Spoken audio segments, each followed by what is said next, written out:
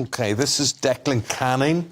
Declan and his wife Alison run a small business, and you guys see, or think, or believe, or are going to be affected by this Ulez scheme. Can you tell us in what way? Morning to you both.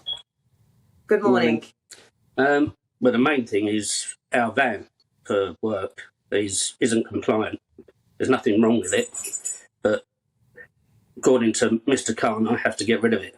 So for us to renew our van is not a financial option for us at the moment, unfortunately. So how old is your van? Presumably it works perfectly well operationally. It's just purely its emissions that are problematic. And how much will it earn you if you try to resell it, and what will it cost to replace? Well, it's 8 years old, but the problem now is uncompliant vehicles, the market's dropped, and compliant vehicles, the market's grown. So, again, it's just not a financial option that we can afford to do. So what happens? Yeah, because nobody wants a van that doesn't fit the regulations, do they? That's right, yeah. Yeah. So that leaves you, the van's not worth what it should be, and that leaves a bigger deficit as to replacing it, I suppose. Exactly. Yeah. And then there's our family car as well, which isn't compliant. So we're hit left, right and centre at the moment. Presumably there's a market for non-compliant vehicles outside of Ulez areas, so, you know, parts of the UK that aren't sort of highly populated, like London and Bristol, whatever else, Oxford. You know, you hopefully will get something for your vehicles. We hope so. But again, to actually get the van that we need to be compliant, basically he's making us unemployed, I think. Gosh.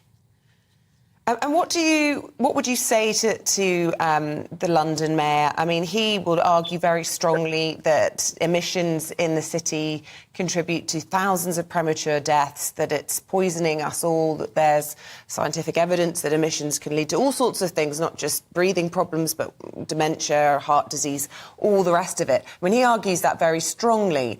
Do you see that side of it, or is it just purely the business angle that you're concerned about?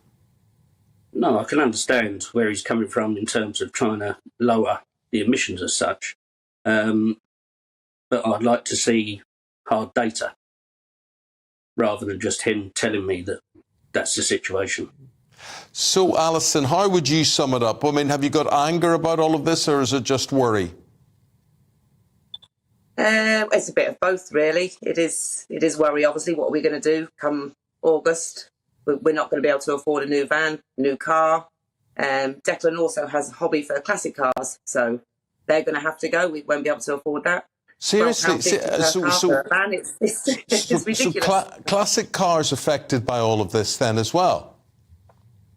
Yes, some of them. If they're 40 years old and older, they're OK. But 40 years and under, they're not. Yeah.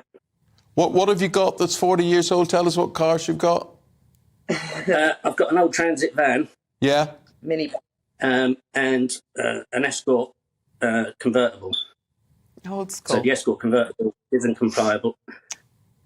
So then what is the situation if you've got a vehicle that's not compliant? Then is it a charge, or are they just banned from the roads? It's a charge.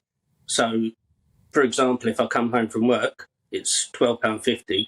If Alison goes to the supermarket, it's £12.50. Yeah. And if I want to go out in my classic car, it's £12.50. Yeah, it soon adds up, doesn't it? Well, look, Declan and Alison, thank you very much for sharing your story with us. Small business owners being affected by Ulez, very concerned about the impact of this policy on their business. Thank you so much for talking to us.